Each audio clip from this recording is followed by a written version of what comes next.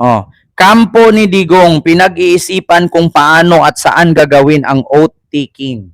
Ito yung continue ha mga kababayan sa kampo ni Digong. Kung saan paano gaganapin ang oath taking. So ito, papaano ko sa inyo, ay papanood ko sa inyo. Ito news po. Matapos ang botohan kahapon, kabilang sa inaabangan ng lahat kung sino ang mananalo at uupo sa posisyon bilang alkalde sa Davao City. Sa kampo ni former President Rodrigo Roa Duterte, tatlong bagay ang kinukonsidera nilang pwedeng gawin sa panunumpa ng dating Pangulo kung muli itong mahahalal bilang city mayor.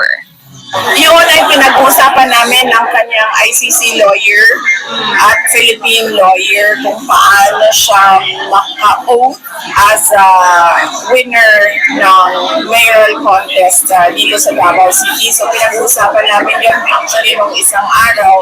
Merong tatlong options. Paano siya maka-oath? We have until the day after proclamation, noon of June 30, para siya maka-oath. Ayon kay Vice President Sara Duterte, sinabi ng ICC lawyers na sa kanila pag-uusapan ang magiging oath-taking kung makuha na nila ang proclamation paper. Aniya habang hindi pa nakakauwi sa bansa ang dating Pangulo, ay magkakaroon muna ito ng absentee mayor. Wala talaga siya dito. So ang expectation namin ay mag-acting mayor ang vice mayor. Ngayong tapos na ang campaign at election period, sinabi ng pangalawang Pangulo na nais si former President Duterte na tutukan ang kanyang kaso ngayon. Gladys Tuwabi, humahataw sa balita ngayon. Ayun mga kababayan. So pag-uusapan pa daw ng kampo ni Digong kung saan gaganapin ang kanyang oath taking, yung kanyang panunumpa. Alam naman natin, hindi naman po pwedeng palabasin nyo si Digong papuntahin bang Davao bago manumpa. Walang ganun, Mars. May kaso siya sa Netherlands. Sa Netherlands siya manumpa. Sa loob nga lang. Di ba?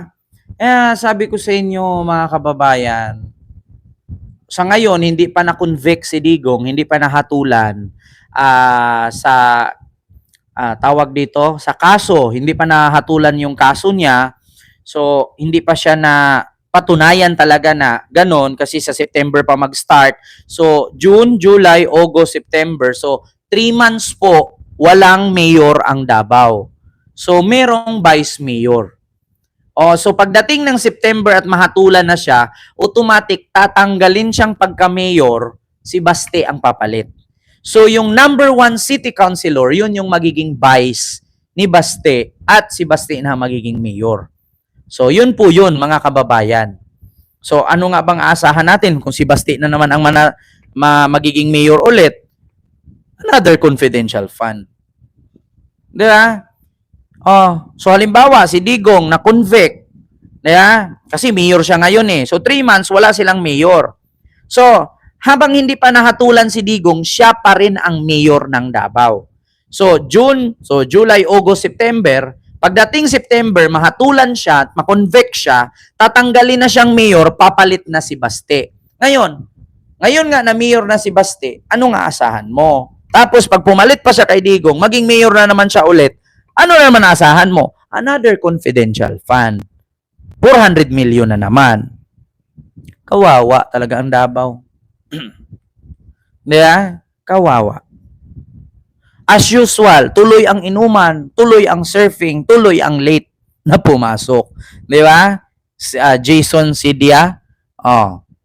Yung sinabi ni Sara, pinag-uusapan nila ng isang araw kung paano manumpa.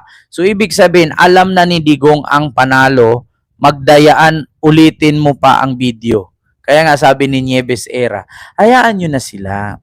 Kung manalo si Digong, karapatan naman ni Digong yan. Manalo, matanda na yan eh. Mga bubo kasi yung mga bumuto kay Digong sa Davao. Sadto siya, huwag kayo magalit sa akin. Ito mga taga Davao na bumuto kay Digong, ito tanungin ko kayo.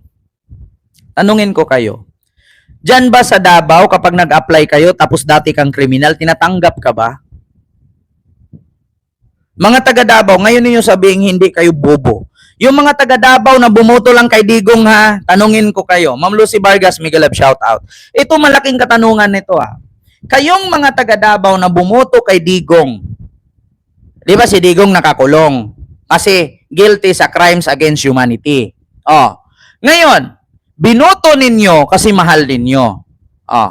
Ngayon, pag kayo ba diyan sa mga taga Davao nakapatay kayo o nang rape ka, may kaso kang rape, pag nag-apply ka ba dyan ng trabaho sa Davao tapos pinakita mo yung NBI clearance mo na may kaso kang rape, tatanggapin ka ba agad ng trabaho? Tanong ko lang, mga DDS sa Davao na bumoto kay Digong. Kasi kapag tayo, ordinaryong Pilipino, mag-apply tayo ng trabaho, di ba hahanapan tayo ng NBI, police clearance, kung meron ka bang denogatory record. Di ba? So ngayon, si Digong tumakbong mayor, nakakulong, si Kibuloy tumakbong senador, nakakulong, binoto ninyo at hindi na disqualified. So ibig sabihin pala, pwede din pala tayong mang-rape tapos apply tayo ng trabaho, papasok tayo agad sa trabaho. Saan kayo nakakita? Maskin loyalista at kakamping. Try nyo mag-apply ng trabaho na dati kang nakapatay kung makapasok ka ba sa trabaho. Diba? Yan ang tanong ko eh. Bakit kapag tayo nagtatrabaho, hahanapan tayo ng NBI clearance, police clearance? Diba? Pero bakit ang kumilik, nakita mo nang nakakulong? Hindi man lang na-disqualified at mananalo pa bilang pinuno ng kanilang lalawigan. Sad to say, pero kumilik. Parang ibang batas yata ang sinusunod ninyo. Unfair naman sa aming mga tao. Kami, mag-apply ng trabaho, napakaraming requirements. Diba? Kapag nag-apply ka ng trabaho, meron ka pang medical records, meron ka pang drug test, meron ka pang police clearance, meron ka pang NBI clearance, meron ka pang certificate, meron ka pang degree, meron ka pang experience. Yeah, 7 lahat ay nahanap niyan. Oh. Pero pag politician, kahit nakakulong, pwedeng tumakbo. Oh. Tapos pag nanalo, kahit nakakulong, politician, sumasahod. Napaka-unfair, di ba? Kumilik, wala bang ganong batas? Na kapag may kaso, hindi pwedeng i-disqualified. Kasi si Kibuloy, nakita nyo naman, pinayagan ninyo. Si Digong, nakita nyo naman. So, ibig sabihin, kapag tayo mag-apply ng trabaho, mga kababayan, tapos hindi tayo papasukin ng employer, isampal mo sa pagmumukha ng employer mo, yung mukha ni Digong. Na sabihin mo, putang ina ka, magiging amo kita. Eto, ayan, nakita mo? Si Digong nakakulong, naging mayor. Tinanggap nga ng kumilik eh. Mayor ng Davao yan. Tapos ako, magtatrabaho lang ako sales lady. Putang ina mo ka, hindi mo ko tanggapin, hindi man ako pumatay. Ha? Diba? Hindi lang ako nakapagta-aral ng college, high school graduate lang ako. Hindi na ako qualified dyan sa trabaho mo. Kasi high school graduate lang. Si Digong nga, putang ina, fiscal, mayor, presidente, nakapatay ng 30,000 na kulong sa dahig. Naging mayor ulit. Hindi nga i-disqualified ng kumilik. Di ba? Napaka-unfair eh. Di ba? Ngayon, mag-apply ako sa SMA, putang ina mo ka HR ha. Hindi mo ko tatanggapin kasi wala akong degree, putang ina mo ka, tapos magbabantay lang ako sapatos. Buong araw ako nakatayo, lumalaki yung barikos ko kahit hindi ako buntis. Putang ina mo ka. Tignan mo yung mukha ni Digong, Tignan mo si Kibuloy na puno ng tarpaulin yung buong lalawigan ng Pilipinas, Putang ina, nakakulong yan. Tapos hindi man lang i-disqualified ng kumilik. Yeah? Pinapatakbo pa nilang senador kahit ng rape yan, nang may money laundering pang kaso yan, meron pang human trafficking issue yan, putang ina, pinapagawa pang ano, 'di ba? Diba mga kababayan, it's unfair. Tignan mo si Bong Revilla, putang ina, sumasayaw ng budots, nakalaya na sa pagnanakaw niya ng PDAP noon. Tignan mo si Jinggoy Estrada, naging senador pa ulit, nagnakaw ng PDAP yan. Putang ina, si Janet Napoles, parang bubuyog yung mata. Yan yung nag-ano ng PDAP, pero ngayon, saan si Janet Napoles, si Laila de Lima nga, nakalaya, putang ina mo ka, ha? Tapos ako mag-a-apply ako diyan ng sales lady diyan sa SM, nakatayo ako buong araw, tapos sahod ko 500 lang. Putang ina po, tapos yung bahay ko 5,000, tubig kuryente 7,000. Putang ina, may anak pa ako, putang ina, anong pambili kong kondom dito at pampadulas at pampabango? Putang ina, bibili pa akong pagkain, tapos sahod ko 18,000 isang buwan. Yeah? Kaya nga kung ako sa inyo mga kababayan, mag-abroad kayo, wag na kayo dito sa Pilipinas. Walang kwenta. Oo, nagpagod ka, buong araw ka nakatayo, tapos sahod mo 500. Punta ka ng Singapore, isang buwan mo 100,000. Libre ka pa sa pagkain. Yeah, Mamincho Yamamoto, maraming salamat po dyan sa yung 800 and super sticker. Thank you so much po. Di ba? Kaya nga, alam nyo, hindi din natin masisi yung kapwa natin Pilipino na pupunta ng ibang bansa at mag-abroad. Bakit? Yung pagod mo sa abroad, times 10 naman ang sahod. Dito sa Pilipinas, putang ina, kung hindi ka degree holder, putang ina, hindi ka pwede maging sales lady. Oo. Tapos ang dami pang requirements. Ang akala mo namang a-applyan mo, ikaw magiging engineer ka at maging CEO ka ng isang company. Tapos pag nag-absent ka, ura-urada, diretso ka awol, wala ka sahod. Tapos ang teknikan pa ng sahuran dito sa Pilipinas, ang nakalagay, kinsinas katapusan, pero matatanggap mo pizza G's at pizza 20. Di ba? Ito ang pinakamasakit ng mga employer sa Pilipinas. Makinig kayo sa akin, ha? Mga employer, huwag kayo magalit sa akin. Ang sakit ng mga employer sa Pilipinas, magtrabaho ka, kinsinas katapusan. Tuwang-tuwa ka. Pag 15 days sa sahod ka, pero makukuha mo sa 20 pa. Pag 30, kukunin mo yung sahod, sa pizza G's mo pa makuha. Bakit? Kasi pag mag-resign ka, papasok ka pa ng 10 araw bago mo makuha yung sahod mo.